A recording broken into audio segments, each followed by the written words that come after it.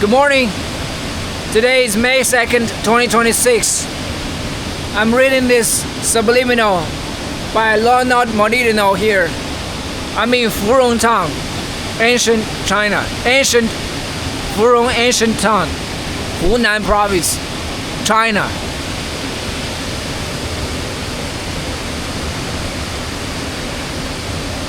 You are certainly more likely to satisfy an employee by saying, I value you and will do everything I can to increase your salary, than by explaining, I have to keep my budget down.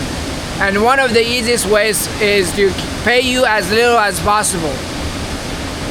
But you can also communicate either sentiment, though not the precise meaning, simply by the way you say it.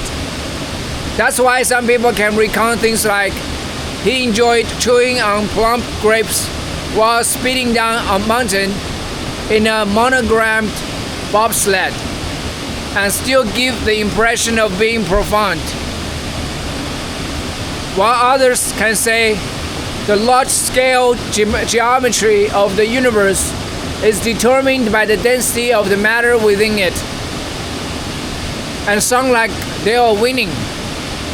The pitch, timbre, volume, and cadence of your voice, the speed with which you speak, and even the way you modulate pitch and volume are all hugely influential factors in how convincing you are and how people judge your state of mind and your character. Scientists have developed fascinating computer tools that allow them to determine the influence of voice alone, devoid of content. In one method, they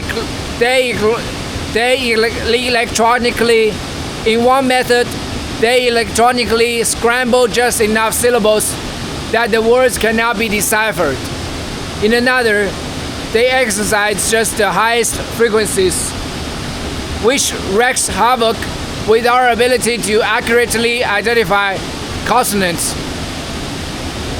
Either way, the meaning is unintelligible, while the feel of speech remains.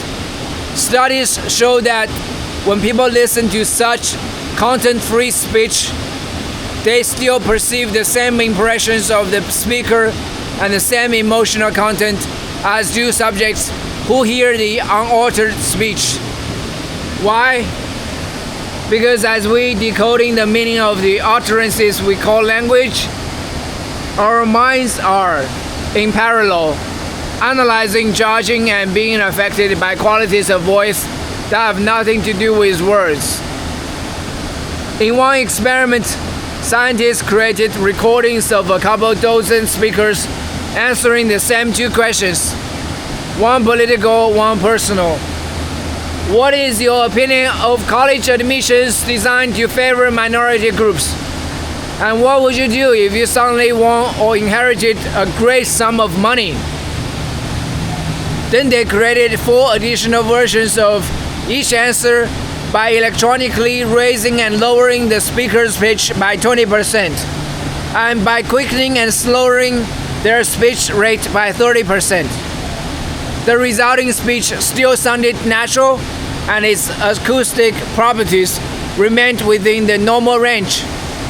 But would the alterations affect listeners' perceptions? The researchers recruited dozens of volunteers to judge the speech samples. The judges each heard and rated just one version of each speaker's voice, randomly chosen from among the original and the altered recordings. Since the content of the speaker's answers didn't vary among the different versions, but the vocal qualities did, differences in the listener's assessments would be due to the influence of those vocal qualities and not the content of the speech. The result: speakers with higher pitched voices were judged to be less truthful, less empathetic, less potent, and more nervous than speakers with lower pitched voices.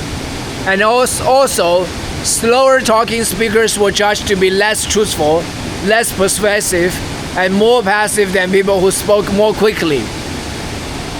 Fast talking may be a cliche description of a sleazy salesman, but chances are a little speed up will make you sound smarter and more convincing. And if two speakers utter exactly the same words, but one speaks a little faster and louder and with fewer pauses and greater variation in volume, that speaker will be judged to be more energetic, knowledgeable, and intelligent. Expressive speech with modulation in pitch and volume and with a minimum of noticeable pauses boosts credibility and enhances the impression of intelligence. Other studies show that just as people signal the basic emotions through facial expressions, we also do it through voice. For example, listeners instinctively detect that when we lower the usual pitch of our voice, we are sad, and that when we raise it, we are angry or fearful. Okay.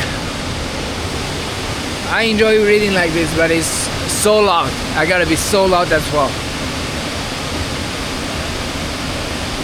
Okay, voice. You want to sound more truthful and energetic and credible, trustworthy.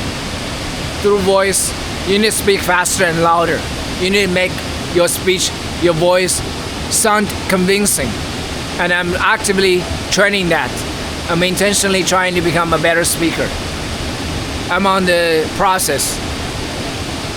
Thank you for reading with me. I hope you well. I hope you enjoy this view. From town, Hunan, China. If you ever come to visit China.